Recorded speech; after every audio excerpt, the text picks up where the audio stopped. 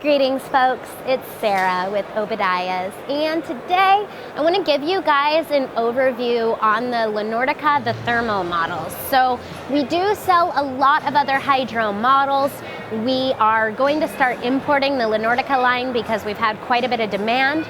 So these hydro models, these are going to be designed to heat basically any type of hydronic heating system. So radiant in-floor heat, baseboard heat, wall radiators, and they also can be converted to heat domestic hot water as well. So what is unique about the Nordica line is it can actually be set up to operate with a pump, but can also be set up to operate on a gravity-fed system as well.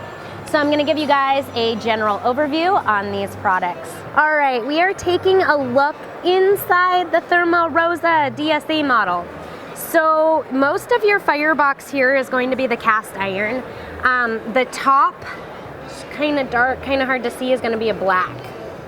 Located above, this is what's different on these thermo models, is you do have the water jacket. So these tubes that you're looking at on the top, this is going to be your water jacket. So again, this is a hydronic model. So we're going to take a look inside the Rosa XXL. This is the thermo model.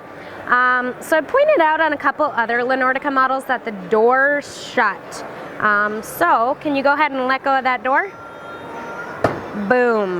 Yeah, so I pointed this out a few times.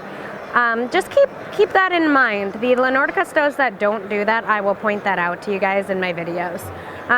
So we've done some other videos on the Rosa XXL. This is going to be the thermo model. I'm just going to take you inside the firebox. All right, so nice deep firebox. Again, the thermo model, the water jacket is going to fully surround the firebox.